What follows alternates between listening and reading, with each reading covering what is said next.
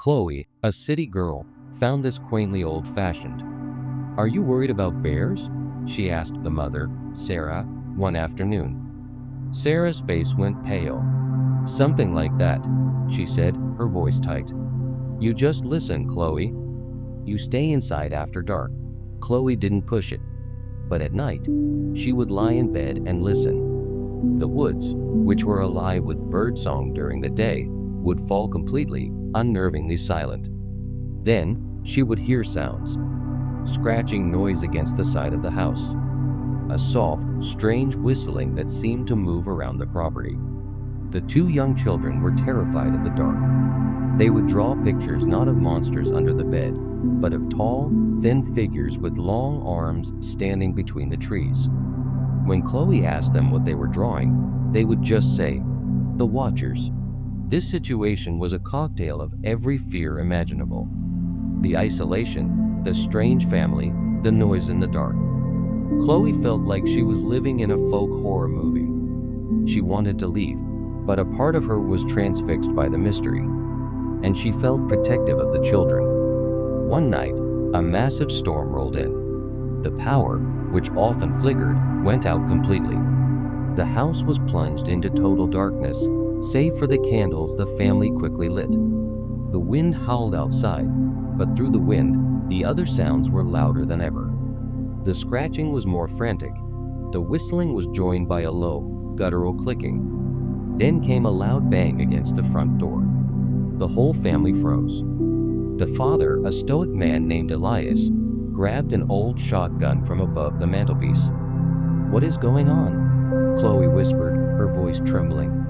Sarah, the mother, finally looked at her, her eyes filled with a terror so profound it chilled Chloe to the bone. "They know the power is out," she said.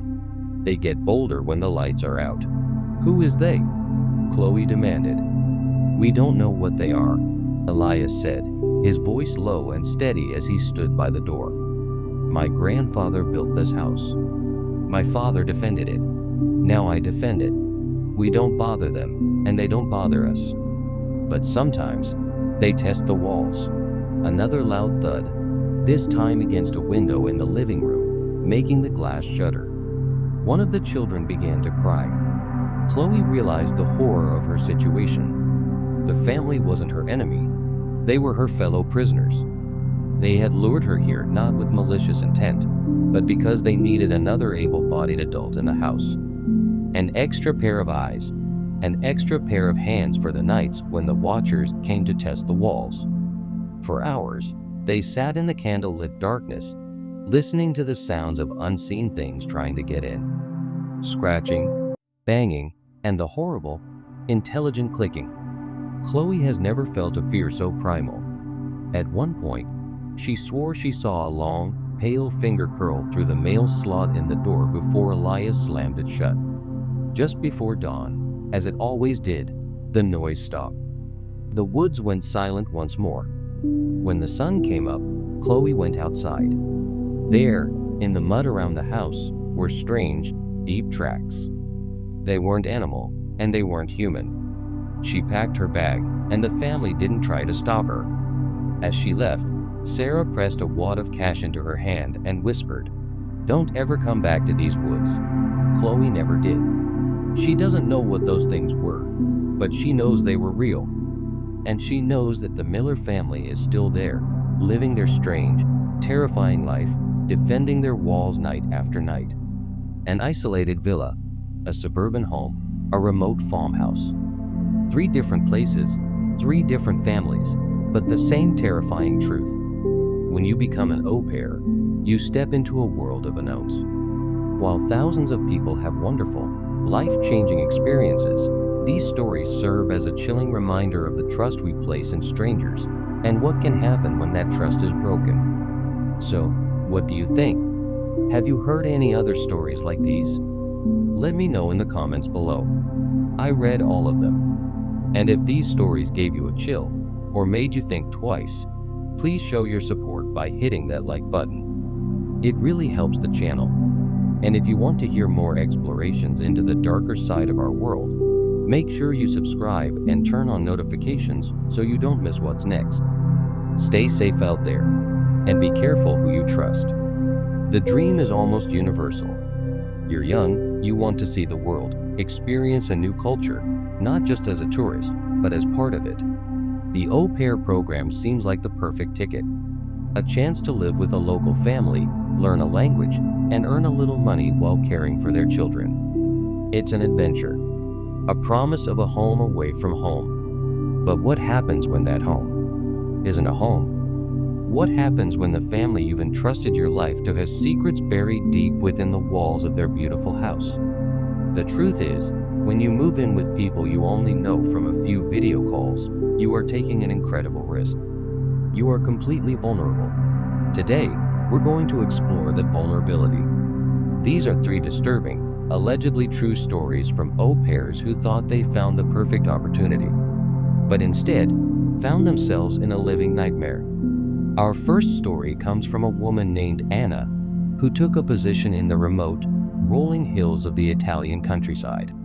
It was everything she had ever dreamed of: a rustic, beautiful stone villa, a wealthy, charming family, a husband and wife named Marco and Isabella, and their 2 young, well-behaved children. For the first month, it was paradise. The food, the scenery, the warmth of the family. It was perfect. Too perfect. The first oddity was small. Anna was a meticulous person. She always left her personal journal on her nightstand before going to bed. One morning, she found it on her desk, open to a random page. She brushed it off, assuming she'd just forgotten. But then it happened again, and again. Then, other things. A photograph of her family from back home, which she kept on her dresser, would be turned face down. A sweater she was certain she'd left in her closet would appear on her chair. She casually mentioned it to Isabella, the mother, laughing it off as her being forgetful. Isabella's smile didn't quite reach her eyes. "This old house plays tricks, Anna," she said softly.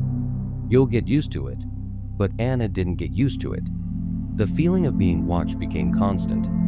She'd be playing with the children in the garden and feel a prickling on the back of her neck, only to look up at the villa and see a curtain in the master bedroom window quickly fall back into place. The real terror began with the whispers. At night, with the house silent, she would hear faint talking. It sounded like it was coming from the walls themselves. She couldn't make out the words, just the low, insidious murmur of voices. When she asked Marco about it, he told her the villa had old pipes. "It's just the water," he'd say with a dismissive wave. This experience was rapidly turning into one of those classic au pair horror stories you hear about online, but never think could happen to you. Anna started to feel like she was losing her mind. Was she just stressed? Was the isolation getting to her? The family was so kind, so rational. She was the one hearing things, misplacing things, feeling paranoid. They started treating her with a kind of gentle pity, which was almost worse. They'd exchange worried glances when they thought she wasn't looking. The breaking point came one rainy afternoon. The children were napping, and Anna was in the kitchen. She heard the whispers again, clearer this time, coming from an old, disconnected intercom system on the wall. She pressed her ear against it, and her blood ran cold. It was Marco and Isabella. They were in their study, speaking clearly through the intercom they had claimed was broken for decades. "She's becoming more unstable," Isabella was saying. "Just like the last one. She's starting to question things. We just need to push a little more," Marco replied, his voice calm and chilling. "A few more weeks, and she'll be so convinced she's unwell, she'll agree to the treatment at the clinic. Dr. Rossi is waiting for our call." Anna stumbled back from the wall, her heart hammering in her chest. It wasn't her. It was them. They were gaslighting her, intentionally trying to drive her insane. The last one? How many other girls had they done this to? What clinic? She didn't wait to find out. She didn't pack. She didn't even grab her jacket. She ran out of the villa, down the long gravel driveway, and didn't stop running for miles until she reached the nearest village and found the police. She never got her passport or belongings back. The family claimed she had suffered a psychotic break and fled. With no proof and a powerful family against her, there was nothing the authorities could do. Anna flew home with nothing but the clothes on her back and the terrifying knowledge that she had narrowly escaped being a prisoner, not of the house, but of a family's twisted psychological game. Anna's story is a terrifying reminder of how vulnerable you are when someone else controls your environment, when the people you trust are the ones causing the harm. But what if the horror isn't psychological? What if it's something you can see? Something that's being built right in front of your eyes? Our second story is about a young man named Ben, who went to be an au pair for a single father and his 8-year-old daughter in a quiet, affluent American suburb.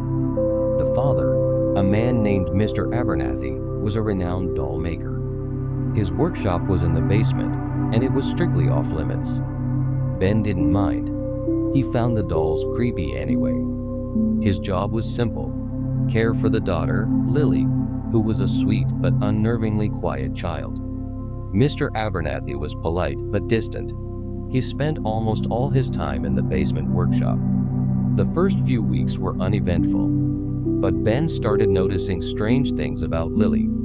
She would never look her father in the eye, and she had a collection of her own dolls in her room, but she never played with them. They just sat on a shelf, staring.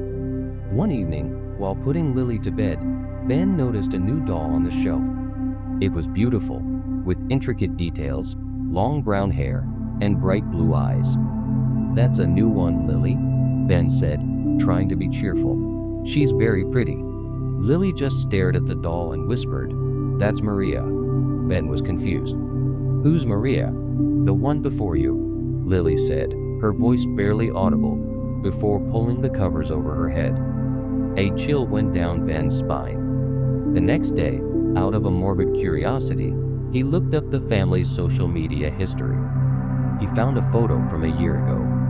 There was Mr. Abernathy, Lily, and a smiling young woman with long brown hair and bright blue eyes.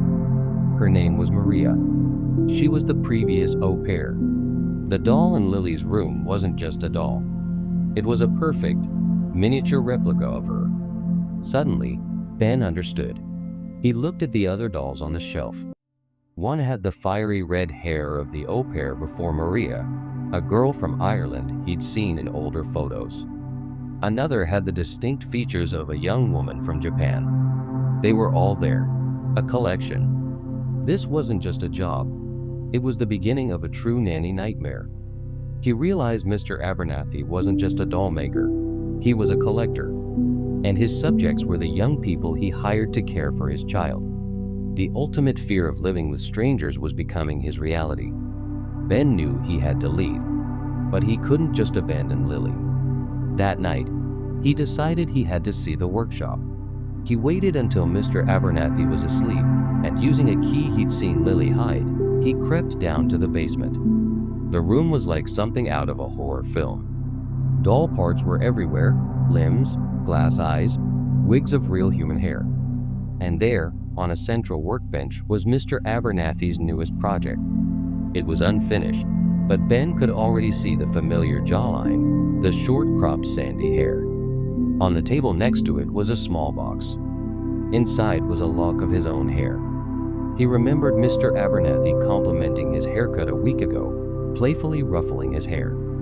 He must have snipped it then. He heard a floorboard creak upstairs. He didn't hesitate. He ran to Lily's room, woke her up, and whispered, "We have to go. Now." For the first time, Ben saw a spark of life in her eyes. She nodded, grabbed a small backpack, and they slipped out of the house into the night. He called the police from a neighbor's house. When the police investigated, they found the dolls. Each one was a perfect effigy of a former au pair. They couldn't prove a more sinister crime had been committed, as most of the previous au pairs had simply completed their term and left. But Mr. Abernathy was arrested on several lesser charges, and Lily was placed in protective care. Ben can't shake the image of that unfinished doll with his face, and he wonders what Mr. Abernathy's plan was for him once the portrait was complete. Psychological torment, obsessive collectors. These are horrors created by people. But our final story takes us to a place where the threat isn't just the family, it's the land itself, or what lives in it. This story comes from Chloe, who took a job with a family in a very remote part of Appalachia in the United States. The family, the Millers, were kind, but deeply traditional and quiet. They lived in a large, old farmhouse, miles from the nearest town, surrounded by dense, dark woods. The isolation was intense. There was no cell service and spotty internet. The Millers had one simple, unbreakable rule. The children and Chloe had to be inside before sunset, and all the doors and windows had to be locked. No exceptions.